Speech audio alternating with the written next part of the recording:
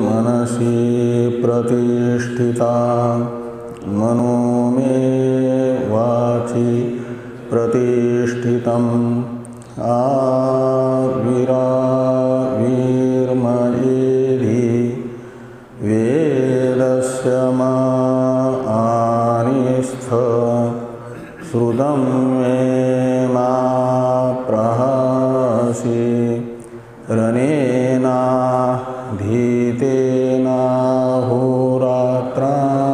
संददामि ऋतं वदिष्यामि सत्यं वदिष्यामि तन्मामवतु तद्वक्तारमवतु अवतु माम् अवतु वक्तारम् अवतु वक्तारम्। ॐ शान्ति शान्ति शान्तिः। शङ्करं शङ्कराचार्यं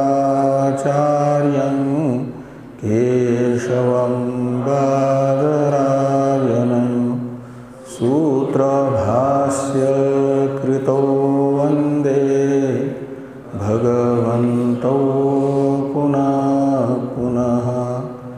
ईश्वरो गुरुरात्मेति मूर्तिभेदविभागिने व्योमवद्व्याप्तदेहाय दक्षिणामूर्तये नमः। ॐ शान्ति शान्ति शान्तिः।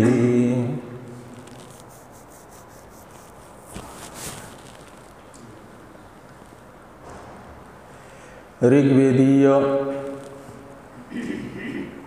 ऐत्रेय उपनिषद के संबंध भाष्य की चर्चा हम लोग कर रहे हैं। संबंध भाष्य में भगवान भाष्यकार ब्रह्म विद्या कर्म संबंधिनी नहीं है, इसे स्पष्ट कर रहे हैं। इसके लिए यह चर्चा हुई कि यावत् जीवम अग्निहोत्रम जुहोति इत्यादि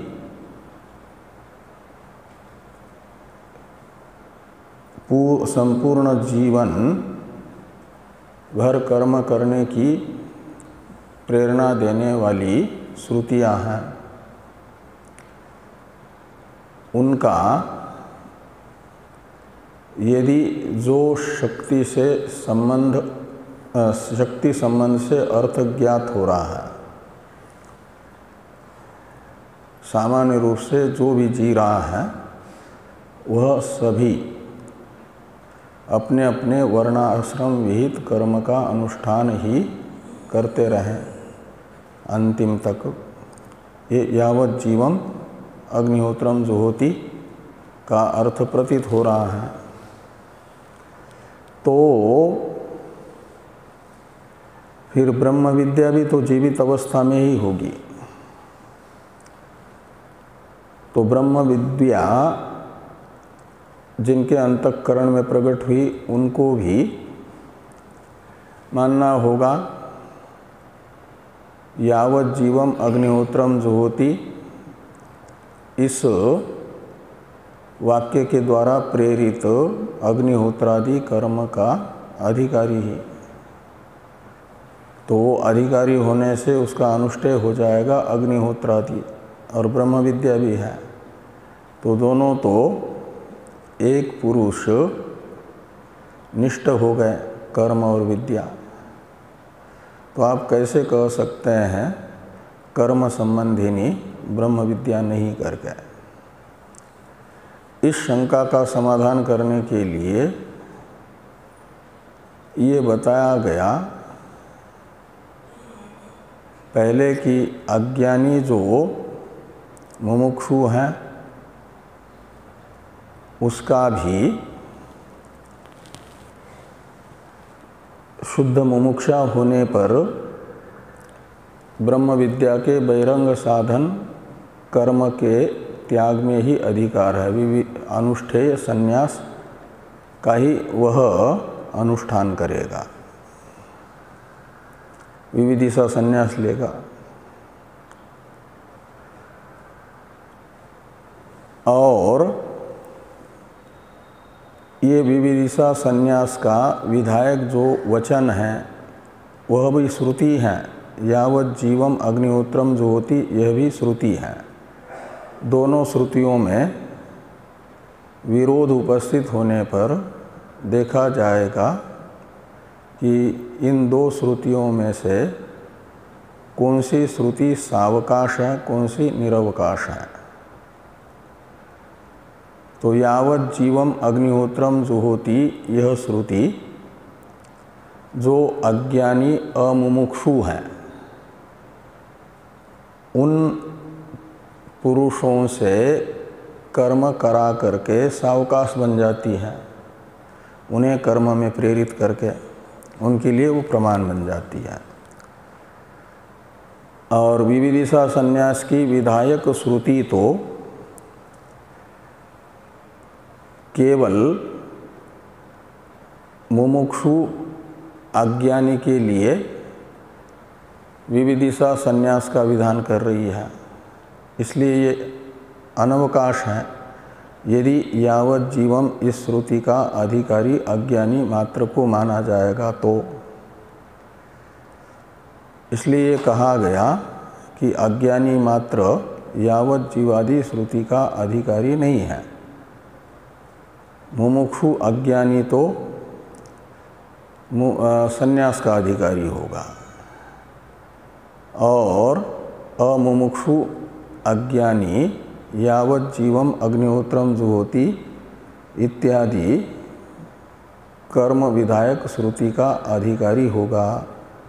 इस प्रकार यावत जीवादि श्रुति के अधिकार में संकोच किया जाएगा विषय में।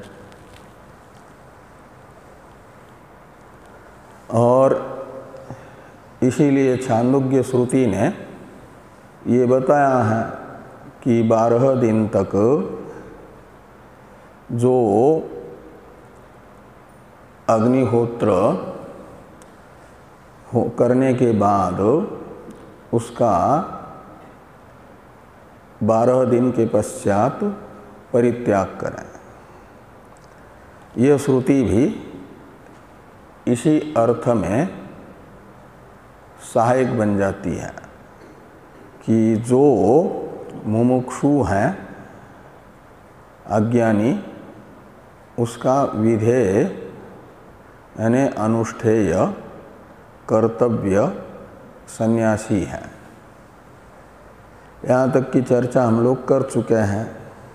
अब यत्तु अनधिकृतानाम इत्यादि वाक्य से पूर्व पक्षी संन्यास विधायक श्रुति का भी संकोच होता है इस प्रकार की शंका कर रहे हैं। फिर उसका निराकरण वेदांती करेंगे। तो पहले यत्तु इत्यादि से संन्यास विधायक श्रुति में संकोच विषयक जो पूर्व पक्ष की शंका है उसका अनुवाद किया जा रहा है।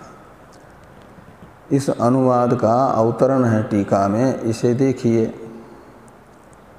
कि ननु पारिव्राज्य श्रुतिरपि अनधिकृत विषये संकोचिता इत्याह यत्तु इति। तो ननु यानी एक आशंका है, आशंका करने वाले कह रहे हैं। कौन सी आशंका है? तो कह जैसे आपने पारिव्राज्य श्रुति के सामर्थ्य से यावत जीवादि श्रुति में संकोच दिखाया कि वो सभी अज्ञानी मात्र को प्रेरित नहीं करेगी, अमुमुक्षु अज्ञानी अधिकारी ही होगी। ऐसे पारिव्राज्य का विधान भी श्रुति ने ही जो कर्माधिकारी नहीं है उसके लिए किया है। इसका अर्थ है मुमुक्षु होने पर भी यदि कर्म करने में समर्थ है, कर्माधिकारी है, तो उसे तो कर्म ही करना चाहिए। और जो कर्म में अधिकारी नहीं है, कर्म करने के योग्य नहीं है, उसे कहा फिर घर में बैठे बैठे क्या करेगा, तो संन्यास लेगा। वो संन्यास ले ले, कर्म का अनधिकारी। ऐसा जो कर्म अनधिकारी है उसे संन्यास का अधिकारी बताया गया है। तो पारिव्राज्य श्रुति का संकोच इस प्रकार होगा। ये शंका कर रहे हैं कि पारिव्राज्य श्रुतिरपि, पारिव्राज्य श्रुति है संन्यास विधायिका श्रुति, और वह संन्यास विधायक श्रुति भी अनधिकृत विषये संकोचिता। तो जो अधिकारी नहीं है, किसका अधिकारी? यावत जीवादि श्रुति का, यानी कर्म का जो अधिकारी नहीं है उसे कहा कि सन्यासी बन जाओ और भिक्षा करके अपना भोजन प्राप्त कर लो, खा लो, जीवन यापन कर लो। ऐसा पूर्व पक्षी कहते हैं। तो अपि अनधिकृत विषय संकोचिता इत्याह यत्तु इति। तो भाष्य में है शंका का पूर्व पक्ष की शंका का अनुवाद। तो यत्तु अनधिकृतानां पारिव्राज्यम इति, ये पूर्व पक्ष की शंका के अनुवाद का समाप्ति का द्योतक है इति शब्द। कि अनधिकृतानाम यानी कर्म में जो अधिकृत नहीं है उनके लिए संन्यास का विधान है। इति यानी इति चेत, ऐसा यदि पूर्व पक्षी कहना चाहेंगे तो कहते तन्न, सिद्धांती तन्न इत्यादि से इसका निषेध करते हैं। तो तन्न इत्यादि निराकरण भाष्य का अवतरण है टीका में।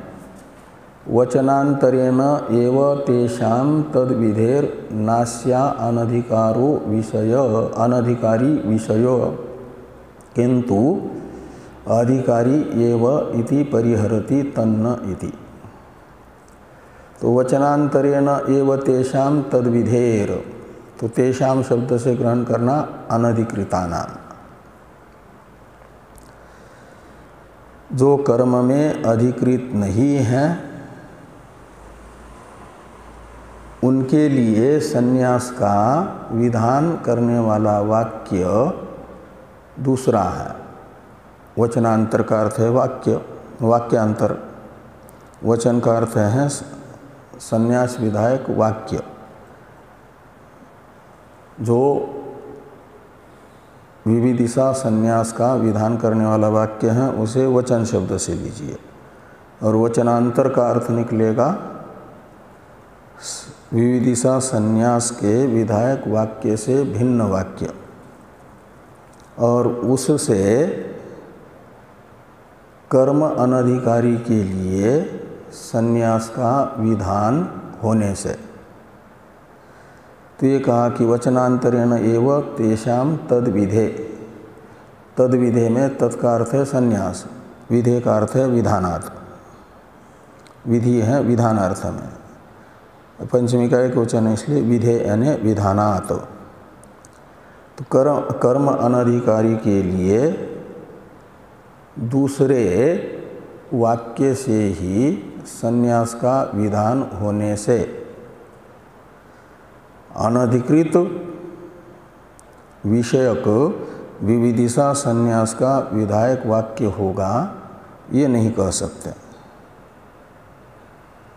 अनधिकारी के लिए संन्यास को बताने वाला विधि वाक्य दूसरा है, और विविदिशा संन्यास का विधान करने वाला जो वाक्य है उसका विषय किसको माना जाएगा? विषय यानी अधिकारी। तो उसका अधिकारी तो जो पूर्व में कर्म में अधिकृत था, बाद में शुद्ध चित्त होने से नित्यानित्य वस्तु विवेक पूर्ण वैराग्य हो गया कर्म फल के प्रति, और ज्ञान का फल मोक्ष की तीव्र आकांक्षा हुई नित्यानित्य वस्तु विवेक होने से। तो ऐसा जो कर्माधिकारी था पहले, उसके लिए अब कहा जाएगा कि तुम्हें अब कर्मफल के प्रति वैराग्य होने से और ज्ञान का फल जो मोक्ष है उसको प्राप्त करने की इच्छा होने से तुम्हारे इच्छा का विषय मोक्ष तुम्हें उपलब्ध होगा ज्ञान से। इसलिए ज्ञान के साधनों में जुड़ जाओ। तो ज्ञान के अंतरंग साधन है श्रवण मनन निधिध्यासन, और श्रवण मनन निधिध्यासन में प्रतिबंधक दिखता है बहिरंग साधन जो पहले शास्त्र विधि से स्वीकार किया था, अग्न्याधान आदि करके, अग्निहोत्र आदि, उसका फिर शास्त्र विधि से ही अग्नि तथा देवता आदि के साक्षित्व में परित्याग कर लो और ज्ञान के अंतरंग साधन में फिर पूर्ण समय दे दो। ऐसा विविदिशा संन्यास का विधान करने वाला वाक्य बताएगा। ज्ञान के अंतरंग उपाय श्रवण मनन निधिध्यासन के साधन के रूप में विविदिशा संन्यास का विधान करने वाले श्रुति का अधिकारी मुमुक्षु अज्ञानी ही रहेगा जो पहले कर्माधिकृत था। इसलिए ये शंका नहीं की जा सकती कि विविदिशा संन्यास का विधायक जो वाक्य है वह भी कर्म अनधिकारी के लिए संन्यास के विधान करने वाले वाक्य के द्वारा संकुचित होगा, ये शंका नहीं की जा सकती। इसे बताया गया कि तेषाम पृथक एव, ये तन्न इत्यादि से बताया जा रहा है। तो इसलिए कहा कि किंतु अधिकारी एव विषय किसका? आपके विविदिशा संन्यास के विधायक वाक्य का विषय यानी अधिकारी जो पहले कर्माधिकारी था वही रहेगा, उसका विषय संकोच नहीं होगा। इस अभिप्राय से मूल भाष्य में लिखा कि तन्न यानी विविदिशा संन्यास विधायक वाक्य के अधिकारी में भी संकोच विषयक जो शंका की आपने वह उचित नहीं है। क्यों? तो कहते हैं तेषाम पृथक एव उत्सन्न अग्नि रनग्निको वा इत्यादि श्रवणात् सर्वस्मृतिषु च, ये सर्वस्मृतिषु च अलग है, श्रवणात् यहाँ तक है। श्रवणात् के पास में पूर्ण विराम है क्या? हाँ, नी पुस्तक में है कि नहीं? अच्छा, तो श्रवणात् के पास पूर्ण विराम हो तो चल जाएगा, अच्छा ही है, और नहीं है तो कोई बात नहीं, लेकिन होना चाहिए था। तो तेषाम पृथक एव उत्सन्न अग्नि रनग्निको वा इत्यादि श्रवणात्, तो तेषाम यानी कर्म अनधिकृतानाम, जिनके लिए पूर्व पक्षी विविदिशा संन्यास विधायक श्रुति संन्यास का विधान कर रही है ऐसा बताना चाहते हैं कर्म अनधिकारी के लिए, उनको तेषाम शब्द से ग्रहण करिए। तो कर्म अनधिकारी के लिए तो पृथक एव संन्यास विधि श्रवणात् ऐसा अन्वय करिए। तो अलग से ही संन्यास का विधान हो रहा है। किससे अलग? विविदिशा संन्यास के विधायक वाक्य से अलग वाक्य से, यानी वचनांतर से। वह वचनांतर कौन है? तो ये कहा उत्सन्नाग्नि रणग्नि को वा इत्यादि, इसमें इति शब्द से, और मूल श्रुति में अवशिष्ट जो वाक्य हैं वो लेना। ये हैं अनधिकारी, कर्म अनधिकारी के लिए संन्यास का विधान करने वाला वाक्य। इसमें उत्सन्न अग्नि और एक पद है, अनग्नि दूसरा पद है। तो उत्सन्न अग्नि और अनग्नि में अंतर है। उत्सन्न अग्नि कहा जाता है जिसकी पत्नी का निधन हो गया, पुरुष जीवित हैं, यानी विधुर, ये उत्सन्न अग्नि कहलाता है। तो विधुर को संन्यास का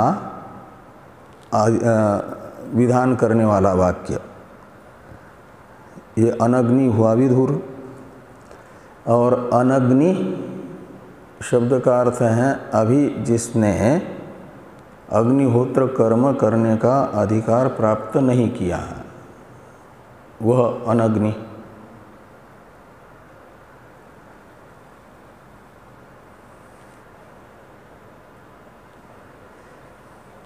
तो अग्निहोत्र कर्म करने का अधिकारी बनता है विवाहित पुरुष। का मतलब अभी जिसने विवाह नहीं किया वह पत्नी का परिग्रह नहीं किया, तो वो हो गया अनग्नि। यही अनग्नि और उत्सन्न अग्नि, इन दोनों में, दोनों पद के अर्थ में भेद बता रहे हैं टीकाकार। तो टीका में देखिए,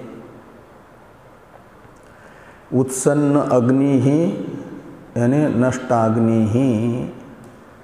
उत्सन्न अग्नि शब्द का अर्थ है नष्ट अग्नि, जिसका अग्नि नष्ट हो गया, का मतलब पत्नी नष्ट हो गई है, मृत्यु हो गई है। इसलिए 6 नंबर टिप्पणी में नष्टाग्नि का अर्थ कर दिया मृत भार्य इत्यर्थ।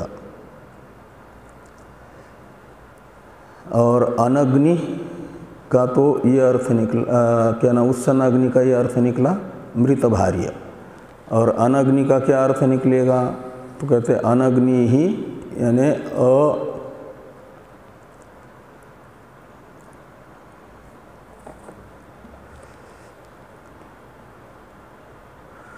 तो अपरिगृहित अग्नि, इसमें एक न ज़्यादा छपा है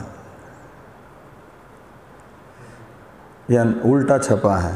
हमारे इसमें र पहले छपा है, न बाद में, तो होना चाहिए नहीं, एक न तो पहले है ही है।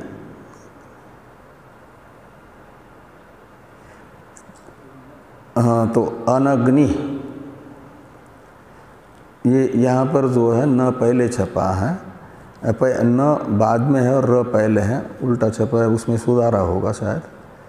तो अनग्नि का अर्थ कर दिया अपरिगृहित अग्नि इति भेद, यानी ये दोनों में भेद है।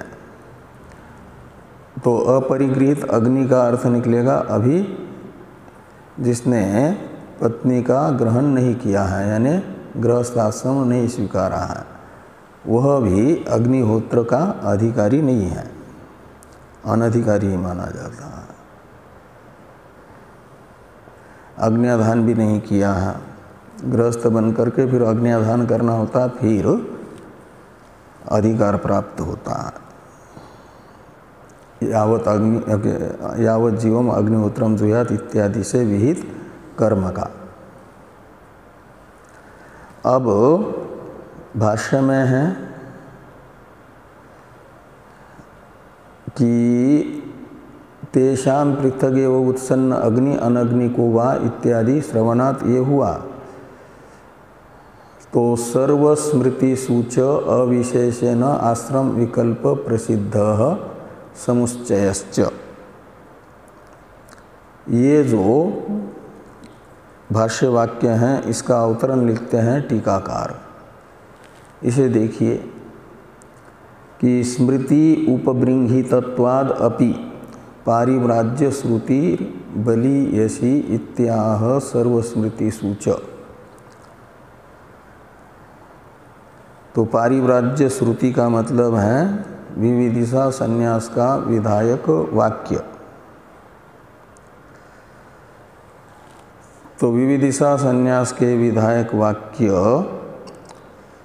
और अनधिकारी के लिए संन्यास का विधायक वाक्य, इन दोनों में जब बलाबल का विचार किया जाएगा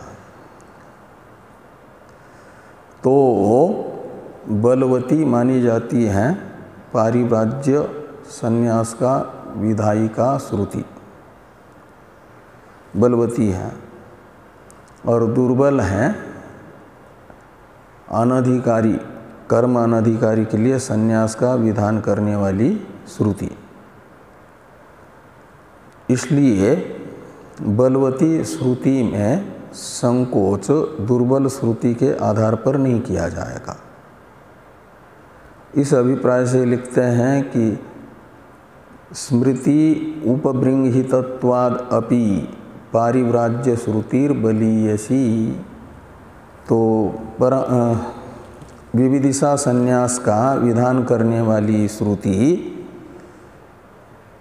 स्मृति से उपबृंहित है, का मतलब स्मृति के द्वारा समर्थित है। स्मृति भी पारिव्राज्य का विधान कर रही है, विविदिशा संन्यास का विधान कर रही है, और श्रुति भी विविदिशा संन्यास का विधान कर रही है, तो दोनों का समान अर्थ हुआ ना। इसलिए क्या होगी कि विविदिशा संन्यास की विधायक श्रुति को माना जाएगा बलवती। तो बलीयसी इति आह, इस अभिप्राय से लिखते हैं कि सर्वस्मृतिषु च अविशेषेण आश्रम विकल्प प्रसिद्ध समुच्चयश्च। तो सभी स्मृतियों में अविशेषेण यानी सामान्य रूप से आश्रम विकल्प प्रसिद्ध है और आश्रम समुच्चय भी प्रसिद्ध है। तो समुच्चय तथा विकल्प जो स्मृतियों के द्वारा बताया गया है वह ज्ञापन करता है कि विविदिशा संन्यास विधायक श्रुति स्वतंत्र प्रमाण है। विविदिशा संन्यास का विधान करने में उसके अधिकारी में संकोच नहीं किया जा सकता।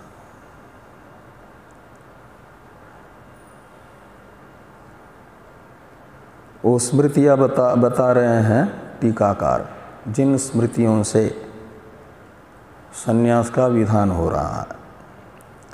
अतएव ब्रह्मचर्यवान प्रव्रजति। तो ब्रह्मचर्यवान जो है, यदि ब्रह्मचर्यवान यानी ब्रह्मचर्य आश्रम में रहने वाला ब्रह्मचारी, ब्रह्मचर्यवान है ब्रह्मचारी, और वह प्रव्रजति का अर्थ है संन्यास ग्रहण करें। कब? यदि मुमुक्षा है तो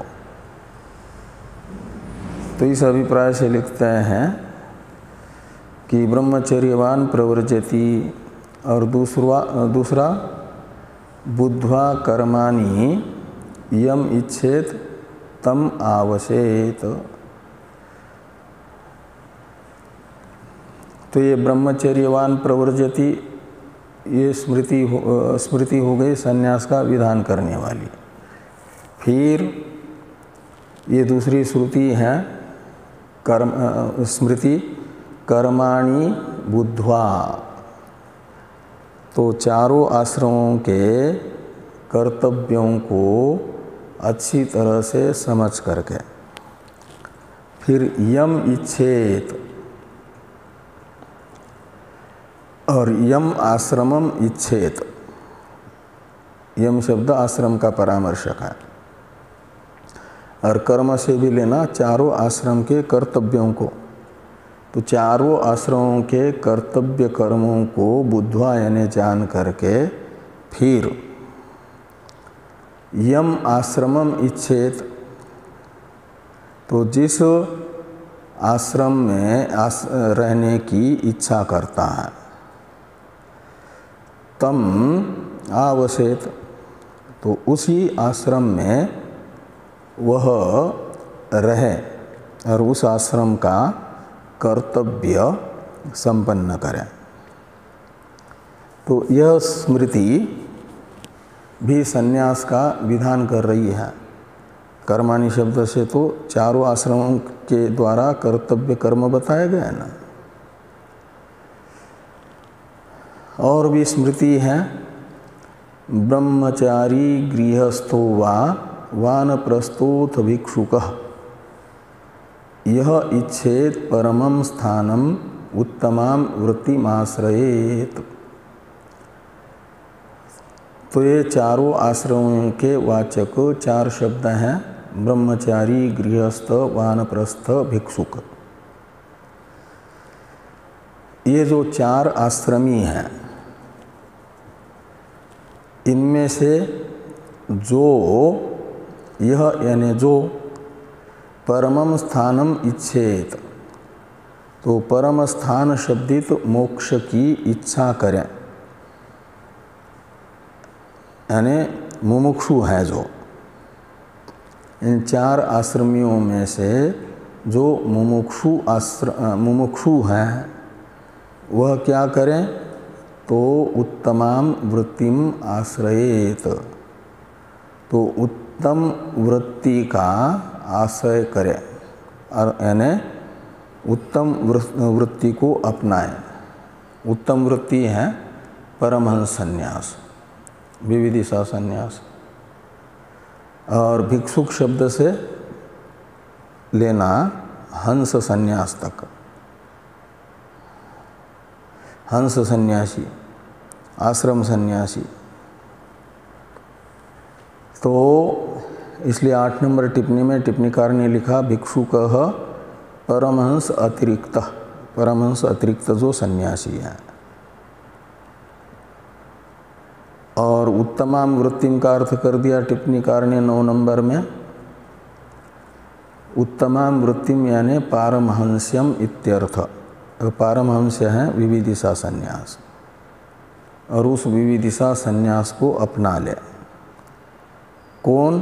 ये पूर्ववर्ती चारों में से जो भी शुद्ध मुमुक्षा संपन्न होगा वह, जिसको मोक्ष ही चाहिए, मोक्ष से अतिरिक्त संसार अंतपाती कोई फल विशेष नहीं चाहिए, उसके संसार अंतपाती फल विशेषों के प्रति वैराग्य है जिसके अंदर, वह यह शब्द से ग्रहण करना है। उसी के अंदर मुमुक्षा होगी, संसार के प्रति जिसके अंदर वैराग्य है, उसी में परम स्थान की इच्छा होगी। परम स्थान यानी मोक्ष। और ऐसा मुमुक्षु परमहंस सन्यासी बने। तो इत्यादिषु स्मृतिषु विकल्पः प्रसिद्ध, इन स्मृतियों में आश्रमों का विकल्प प्रसिद्ध है। मुमुक्षु के लिए परमहंस संन्यास और बाकियों के लिए तत्तद आश्रम। और आगे हैं समुच्चय बताने वाली, भाष्य में दोनों आया था ना, विकल्प प्रसिद्ध समुच्चयश्च। तो समुच्चय को बताने वाली स्मृति है अधीत्य विधिवत वेदान पुत्रान उत्पाद्य धर्मतः इष्ट्वा च शक्तितो यज्ञैर मनो मोक्षे निवेशयेत। तो वेदान विधिवत अधीत्य, तो वेदों का विधिवत अध्ययन कर लिया, फिर समावर्तन संस्कार करके गुरुकुल में रह करके विधिवत वेदों का अध्ययन कर लिया,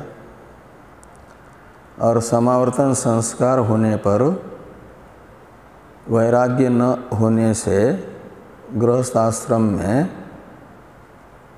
अपने कुल के अनुरूप भार्या को प्राप्त करके पुत्रान उत्पाद्य धर्मतः, तो शास्त्र प्रतिपादित साधनों से पुत्रों को उत्पन्न करके फिर शक्तितः यज्ञैर इष्ट्वाच,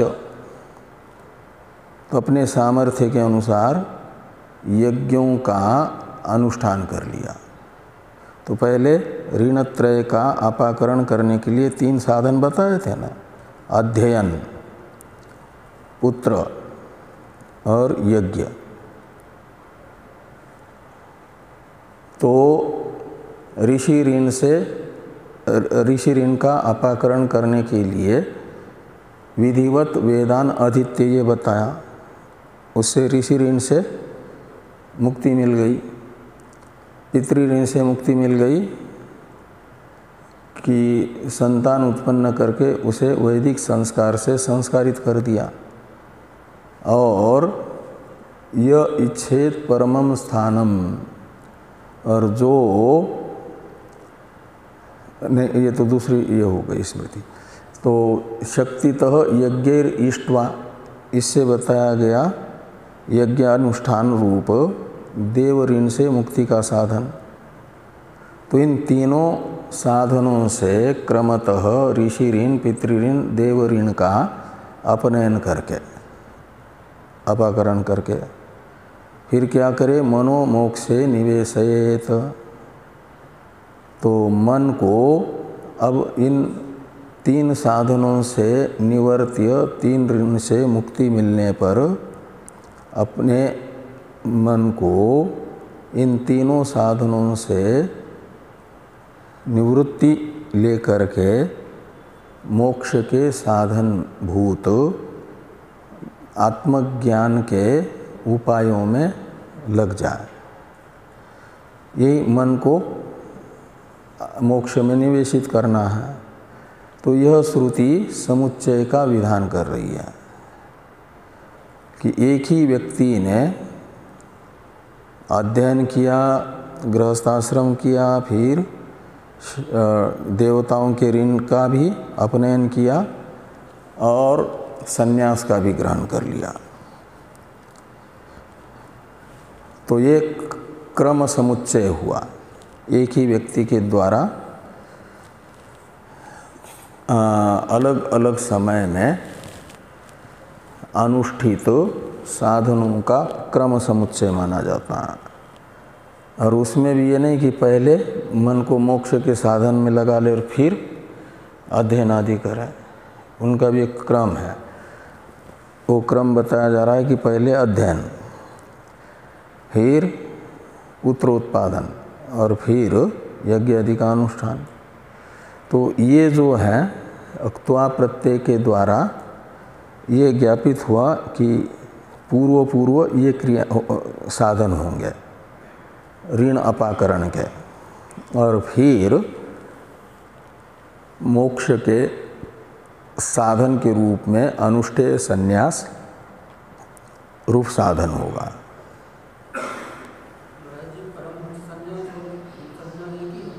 हाँ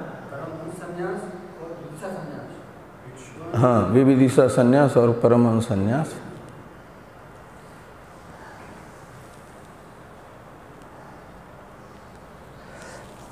तो इस प्रकार ये विविदिशा संन्यास का विधान करने वाला शास्त्र स्वतंत्र प्रमाण है, ये बताया गया, और उसके अधिकारी का संकोच नहीं किया जा सकता वचनांतर से। अब ये जो यत्तु इत्यादि भाष्य वाक्य आ रहा है, इसकी अवतरण टीका है, इसे देखिए। एवं विविदिशा संन्यासम प्रसाद्य पूर्व प्रसादित विद्वत् संन्यासे शंकाम अनुवदति यत्तु इति। तो एवं यानी उक्त रीति से, उक्त पद्धति से क्या हुआ, तो विविदिशा संन्यासम प्रसाद्य, विविदिशा संन्यास को सिद्ध कर दिया। विविदिशा संन्यास शास्त्रीय है, अज्ञानी के द्वारा अनुष्ठेय है, और वो अज्ञानी मात्र के द्वारा अनुष्ठेय नहीं, मुमुक्षु अज्ञानी के द्वारा अनुष्ठेय है। ये बता करके विविदिशा संन्यास को सिद्ध किया। विविदिशा संन्यास की चर्चा करने से पहले भगवान भाष्यकार विद्वत् संन्यास की चर्चा कर चुके हैं। तो अब पूर्व में विविदिशा संन्यास की चर्चा प्रारंभ करने से पहले चर्चित जो विद्वत् संन्यास है, ज्ञान का फलभूत संन्यास, उसके विषय में जो आशंका पूर्व पक्षी के मन में आई, उसका अनुवाद करते हैं यत्तु इत्यादि से। इसलिए लिखा कि एवं विविदिशा संन्यासम प्रसाद्य पूर्व प्रसादित विद्वत् संन्यासे शंकाम अनुवदति। तो विविदिशा संन्यास को सिद्ध करने के बाद विविदिशा संन्यास से पहले सिद्ध किया हुआ जो विद्वत् संन्यास, उसके विषय में अज्ञानी के मन में आशंका हुई, उसका अनुवाद किया जा रहा है उस आशंका का निराकरण करने के लिए। तो यत्तु विदुषो अर्थ प्राप्तम युत्थानम इति अशास्त्रार्थत्वे गृहे वने वा तिष्ठतो न विशेष इति। ये है अनुवाद विद्वत् संन्यास के विषय में होने वाली आशंका का।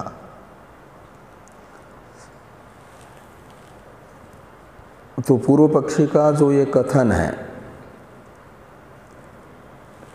कि विदुषो अर्थ प्राप्तम युत्थानम, सिद्धांती पहले ये बता चुके हैं कि जो विद्वान है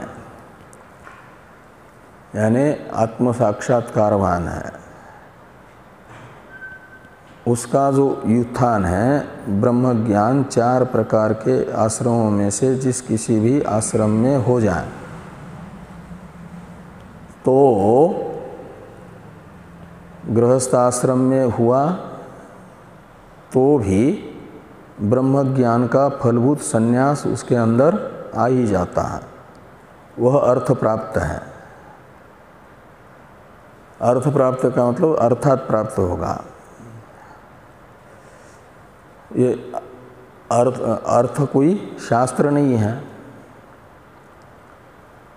ये हुआ स्वभावतः प्राप्त। अर्थ प्राप्त का मतलब तो अर्थ प्राप्तम युत्थानम इति अशास्त्रार्थत्वे। तो विद्वत् सन्यासी का जो सन्यास है, गृहस्थ आश्रम में रहे हुए गृहस्थ को अहम ब्रह्मास्मि ऐसा साक्षात्कार हुआ और इस साक्षात्कार के फलस्वरूप उसको भी सन्यासी माना गया, उसमें भी सन्यास प्राप्त हुआ। वो किससे प्राप्त हुआ? अर्थात प्राप्त हुआ। वो अर्थ तो कोई शास्त्र नहीं है, वेद नहीं है, इसलिए वह गृहस्थ विद्वान का सन्यास माना जाएगा अशास्त्रीय, शास्त्रार्थ नहीं माना जाएगा उसे, शास्त्र के द्वारा विहित अर्थ नहीं माना जाएगा, प्रतिपादित सन्यास नहीं माना जाएगा। तो अशास्त्रार्थत्वे यानी विद्वत संन्यासस्य अशास्त्रार्थत्वे ऐसा लगाना। तो विद्वत संन्यास जो है अशास्त्रार्थ है, शास्त्र अप्रतिपादित अर्थ है। तो फिर वो चाहे ब्रह्मज्ञानी गृहे वने वा तिष्ठतो, तो ये विदुषः का विशेषण है। तो विदुषो गृहे तिष्ठतो विदुषः वने वा तिष्ठतो विदुषो न विशेष।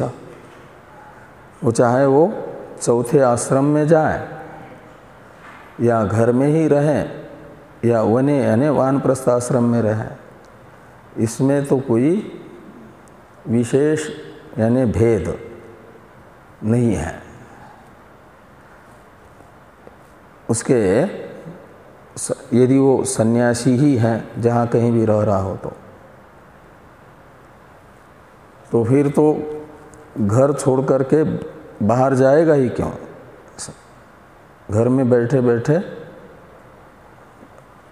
सारी सुविधाएं हैं, मिल रहा है जीवन यापन का साधन, तो भिक्षाटन आदि से जीवन यापन का साधन क्यों प्राप्त करेगा? ये पूर्व पक्ष की शंका हुई, उसका अनुवाद किया। तो इति यानी इति चेत ऐसी शंका यदि पूर्व पक्षी करते हैं तो तद असत, उनका ये कथन गलत है। तद असत इससे कह रहे हैं, तद असत इत्यादि का अवतरण टीका में है कि पूर्वत्र गृह एव अस्तु आसनम इति शंका निरस्ता। तो पहले भी विद्वत सन्यासी विषयक एक आशंका का निराकरण हो चुका है विद्वत सन्यास की चर्चा करते समय, कि विद्वत सन्यासी को घर में ही रहने दो, क्यों घर से बाहर निकाल करके रोड पर लाते हो, जहाँ कहीं सुलाते हो। तो गृहे एव अस्तु आसनम, ये जो पूर्व पक्ष की शंका थी, इसका निराकरण एक बार पहले हो चुका है। फिर दोबारा वही शंका और समाधान यदि होगा तो पिष्टपेशन हो जाएगा ना, पुनरुक्ति दोष हो जाएगा। इसलिए दोनों में अंतर दिखाने के लिए वहाँ तो घर में ही निवास ब्रह्मज्ञानी का रहें, इस आशंका का निराकरण हुआ, और यहाँ दूसरी आशंका का निराकरण हो रहा।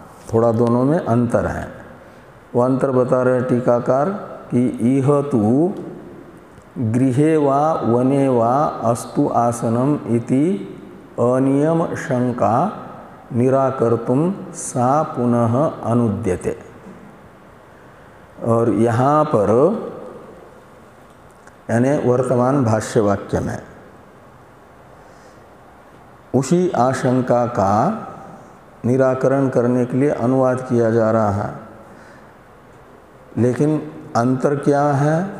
तो कहते हैं गृहे वा वने वा अस्तु आसनम, ये जो अनियम विषयक आशंका है, अनियम आशंका हुई, उसको आग्रह मत करो कि चौथे आश्रम में ही जाए, ब्रह्मज्ञ सन्यासी ही बने, ऐसा आग्रह मत रखो, उसको जहाँ कहीं भी रहने दो। ये अनियम विषयक आशंका है। इस आशंका का अनुवाद करके निराकरण किया जा रहा है। और इसमें थोड़ा ये भी आशंका है कि यथेष्ट चेष्टाम अधिकाम परिहर्तुंच इति द्रष्टव्यम। तो यथेष्ट जो चेष्टा है, यथेष्ट चेष्टा माना जाता है अशास्त्रीय चेष्टा को, मनमानी चेष्टा को, यानी मनमानी प्रवृत्ति क्रिया, वो हो गई यथेष्ट चेष्टा। और उस यथेष्ट चेष्टा विषयक आशंका का भी ब्रह्मज्ञ के यथेष्ट चेष्टा विषयक आशंका का भी, अधिक आशंका का भी निराकरण करने के लिए यहाँ पर फिर से विचार प्रारंभ किया विद्वत सन्यासी विषयक ही। इति द्रष्टव्यम, ये दो, एक तो अनियम विषयक शंका और एक यथेष्ट शंका का परिहार, ये उद्देश्य है यहाँ पर शंका का अनुवाद करने का। अब आगे है अवतरण कि यद्यपि अर्थ प्राप्तस्यापि पुनर्वचनात् इत्यत्र विद्वत् व्युत्थानस्यापि शास्त्रार्थत्वम् उक्तम् एव, तथापि अशास्त्रार्थत्वम् उक्तम् अंगीकृत्य अपि आह तद असत्। तो ये कह रहे हैं यद्यपि पहले यथेष्ट चेष्टा का भी निराकरण हो गया है कि यद्यपि अर्थ प्राप्तस्यापि पुनर्वचनात्, तो जो अर्थ प्राप्त है क्या विद्वत संन्यास, उसे पहले कहा गया कि अर्थ प्राप्तस्यापि पुनः वचनात्, ये भाष्य वाक्य आएगा। इति शब्द से आगे वाला सब भाष्यांश लेना, पहले आया था। इस वचन से क्या कर दिया, पुनर्वचनात् इत्यत्र, यानी इस भाष्य वाक्य में विद्वत व्युत्थानस्यापि, यानी विद्वान के संन्यास को भी शास्त्रार्थत्वम उक्तम, विद्वत सन्यासी का विद्वत सन्यास भी शास्त्रीय है, यह बात पहले बताई गई है। यद्यपि, इसलिए अशास्त्रीयत्व की शंका उचित नहीं है। तो भी कहते हैं तथापि अशास्त्रार्थत्वम उक्तम अंगीकृत्य, पूर्व पक्षी ने जो विद्वत सन्यासी का संन्यास अर्थ प्राप्त है ऐसा सिद्धांत के द्वारा बताया गया था, उसको आधार बना करके अशास्त्रीयत्व को कहा है। विद्वान के संन्यास को अशास्त्रीय कहा है। विद्वान के संन्यास के अशास्त्रीयत्व को भी स्वीकार करके, अंगीकृत्य, तो स्वीकार करके भी उसका परिहार किया जा सकता है। एक क्षण के लिए अभ्युपगमवाद से सिद्धांती कहते हैं, मान भी लेते हैं कि विद्वत संन्यास केवल अर्थ प्राप्त है, शास्त्र से प्रतिपादित नहीं है। यद्यपि पहले बता चुके हैं कि शास्त्र प्रतिपादित भी है, लेकिन एक क्षण के लिए पूर्व पक्षी के आग्रह को मान भी लेते हैं, इसे अभ्युपगमवाद कहा जाता है। तो भी पूर्व पक्षी का जो अभिष्ट है वो सिद्ध नहीं होता। पूर्व पक्षी विद्वत संन्यास को अशास्त्रीय क्यों मानना चाहते हैं? इसलिए मानना चाहते हैं कि ब्रह्मज्ञानी का चौथे आश्रम में ही निवास जो मान रहे हो, चौथा आश्रम ही स्वीकार करना चाहिए उसे करके कह रहे हो, वो न मान करके वो ब्रह्मज्ञानी गृहस्थ में भी हो सकता है, निवास कर सकता है, और वानप्रस्थ में भी निवास कर सकता है। यानी संन्यास आश्रम से अतिरिक्त आश्रमी बन करके भी रह सकता है विद्वत सन्यासी, ऐसा दिखाना चाहते हैं पूर्व पक्षी। इसके लिए विद्वत सन्यास में अशास्त्रीयत्व का आग्रह रख रहे हैं। लेकिन उनका ये अभिष्ट इसलिए सिद्ध नहीं हो पाएगा कि गृहस्थ आश्रम तथा वानप्रस्थाश्रम ये दोनों आश्रम कामादि दोष प्रयुक्त है। इन आश्रमों में निवास करने का अधिकारी कौन है? जिसके अंदर कामादि दोष है, वह गृहस्थ आश्रम में निवास का अधिकारी है। और ब्रह्मज्ञ में तो कोई दोष ही नहीं है। ब्रह्मवेद ब्रह्म भवति के अनुसार वो तो निर्दोष है। निर्दोषम ही समम ब्रह्म, कामना ही नहीं। तो कामना रहित जो ब्रह्मज्ञ है वह गृहस्थाश्रम निवास का प्रयोजक कामादि दोष वर्जित होने से क्यों गृहस्थाश्रम में निवास करेगा? यदि कोई प्रयोजक है तो निवास करेगा, और बिना प्रयोजक के निवास कैसे होगा वहाँ? ये यहाँ पर बताया जा रहा है। इस अभिप्राय से लिखते हैं कि तथापि अशास्त्रार्थत्वम उक्तम अंगीकृत्यापि आह तद असत। तो भाष्य में है कि तद असत, यानी ये कहना कि ब्रह्मज्ञ के लिए ये आग्रह नहीं रहना चाहिए कि चौथे ही आश्रम में रहेगा, वो गृहस्थ या वानप्रस्थ में नहीं रहेगा, ये कहना असत है। यानी ये सिद्धांती कहते हैं और पूर्व पक्षी कहते हैं कि कहीं पर भी रह सकता है। ये कहना पूर्व पक्षी का असत है, यानी अनुचित है, गलत है।